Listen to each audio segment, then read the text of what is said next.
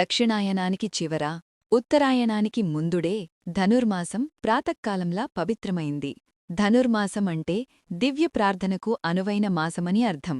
ధను అనగా దేనికోసం ప్రార్థించడమని అర్థం దృష్ట్యా ధనుర్మాసం అత్యంత విశిష్టమైంది.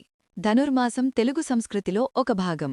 దేవాలయాల్లో జరిగే ఆగమ శాస్త్ర కైంకర్యాలలో, స్థానిక ఆచార వ్యవహారాలు, ఇతర సంప్రదాయాలు కలిసిన అంశాలలో ధనుర్మాసం ఒకటి. నిజానికి ఆన్నాళ్ పూజ, తిరుప్పావై పఠనం, గోదా కళ్యాణం మొదలైనవి ద్రావిడదేశ సంప్రదాయమని పెద్దలు తెలియజేశారు.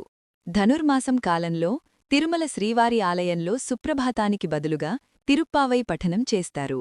సహస్రనామార్చనలో తులసికి బదులు బిల్వపత్రాలతో పూజిస్తారు. ధనుర్మాసం ఉభయ సంధ్యల్లో ఇంటిని శుభ్రం చేసి దీపారాధన చేయడం వల్ల మహాలక్ష్మి అనుగ్రహం లభిస్తుంది. దరిద్రం తొలగి అష్టైశ్వర్యాలు సిద్ధిస్తాయి. విష్ణు ఆలయాల్లో ఉదయం అర్చన తర్వాత ప్రసాదాన్ని నివేదించి వాటిని పిల్లలకు పంచుతారు. దీన్నే బాలభోగం అంటారు. సూర్యుడు ధనస్సు నుంచి మకరరాశిలోకి ప్రవేశించే వరకు, అంటే భోగిరోజు వరకు ధనుర్మాసం కొనసాగుతుంది. ఈ నెల రోజులు విష్ణు ఆలయాల్లో పండుగ వాతావరణం నెలకొంటుంది. మార్గశిర పౌర్ణమి తర్వాత పాడ్యమి నుంచి వైష్ణవులు ధనుర్మాస వ్రతానికి శ్రీకారం చుడతారు. విష్ణుమూర్తికి ఎంతో ప్రీతికరమైన మాసం ధనుర్మాసం. గోదాదేవి మార్గళి వ్రతం పేరుతో ధనుర్మాసంలో వ్రతాన్ని చేపట్టి నారాయణుణ్ణి కొలిచింది. ధనుస్సంక్రమణ రోజున నదీ స్నానాలు, పూజలు, జపాలు చేయడం మంచిది. వైష్ణవ సూర్యాలయాలను కూడా సందర్శించడం కూడా శుభప్రదం. ధనుర్మాసం నెల రోజులు బ్రహ్మముహూర్తంలో పారాయణం చేసినవారు దైవానుగ్రహాన్ని పొందుతారని శాస్త్రాలు ఘోషిస్తున్నాయి. సాక్షాత్తు భూదేవి అవతారమైన ఆండాళ్ రచించిన దివ్య ప్రబంధమే తిరుప్పావై. ద్రావిడ భాషలో తిరు అనగా పవిత్రం, పావై అనగా వ్రతం అని అర్థం. వేదాలు, ఉపనిషత్తుల సారమే తిరుప్పావై అని హిందూ పురాణాల్లో పేర్కొన్నారు. ఈ మాసంలో శ్రీమహావిష్ణువును మధుసూదనుడు పేరుతో పూజించి మొదటి 15 రోజులు చక్కెర పొంగలి లేదా పులగం నైవేద్యంగా సమర్పించాలి. తర్వాత 15 రోజులు దధ్యోజనాన్ని నివేదించాలి. పెర్లీడుకొచ్చిన అమ్మాయిలు తమ ఇంటి ముందు ముగ్గులు, గొబ్బెమ్మలతో పూజ చేయడం వల్ల కోరిన వరుడు లభిస్తాడు. గోదాదేవి మార్గళి వ్రతం పేరుతో విష్ణువును ధనుర్మాసమంతా పూజించింది. రోజూ ఒక కీర్తనతో ఆమె స్వామిని కీర్తించేది. ఈ వ్రతం వల్ల మోక్షం సిద్ధిస్తుంది.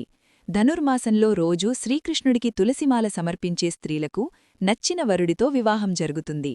ధనుర్మాస వ్రతం, దీని గురించి మొదట బ్రహ్మదేవుడు నారద మహర్షికి వివరించినట్లు పురాణకథనం. ధనుర్మాస వ్రతానికి సంబంధించిన అంశాలు బ్రహ్మాండ, ఆదిత్య పురాణాలు, భాగవతం, నారాయణ సంహితాల్లోనూ కనిపిస్తాయి.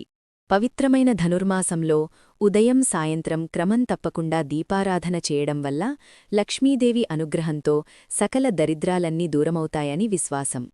ముఖ్యంగా గురువారం, శుక్రవారం రోజుల్లో శ్రీమహావిష్ణువును, లక్ష్మీదేవిని పూజిస్తారు. ధనుర్మాసంలో ప్రతి ఇంటి ముందు తెల్లవారుజామునే అందమైన ముగ్గులు వేసి ఆ ముగ్గు మధ్యలో గొబ్బెమ్మలు, గుమ్మడిపూలు ఉంచి వాటిని బియ్యపు పిండి, పసుపు, కుంకుమ, పువ్వులతో అలంకరించి పూజిస్తారు. మహాలక్ష్మీ రూపంలో ఉన్న గొబ్బెమ్మలను పూజించడం వల్ల శుభం కలుగుతుందని నమ్మకం. గోదా కళ్యాణం, గోదాదేవి కళ్యాణోత్సవం అనేది వైష్ణవ దేవాలయాల్లో ధనుర్మాసం సమయంలో నిర్వహించబడే అతి ముఖ్యమైన ఆచారం. సాధారణంగా శ్రీ గోదాదేవి మరియు శ్రీ రంగనాథస్వామివారి వివాహం ధనుర్మాసం చివరి రోజున జరుగుతుంది. శ్రీమహావిష్ణువు వారి ఆజ్ఞ మేరకు సాక్షాత్తు శ్రీమహాలక్ష్మి భూలోకంలో గోదాదేవిగా అవతరించినట్లు చెబుతారు. ధనుర్మాస వ్రతాన్ని ఆచరించేవారు గోదాదేవి, శ్రీకృష్ణుడు లేదా శ్రీ రంగనాథస్వామివారిని పూజించాలి. తిరుప్పావై పాసురాలను రోజుకు ఒక్కటి గానం చెయ్యాలి. స్వామివారికి, అమ్మవారికి పొంగలి నివేదించాలి. ఈ ధనుర్మాసంలో ఒక్కపూట భోజనం, బ్రహ్మచర్యం పాటించడం అత్యంత శ్రేష్టం. గోదాదేవి, శ్రీరంగనాథుల కళ్యాణం చేయడం పరమ విశిష్టం. మనస్సు, వాక్కు, శరీరం ఈ త్రికరణాలను అత్యంత పరిశుద్ధంగా ఉంచుకోవాలి.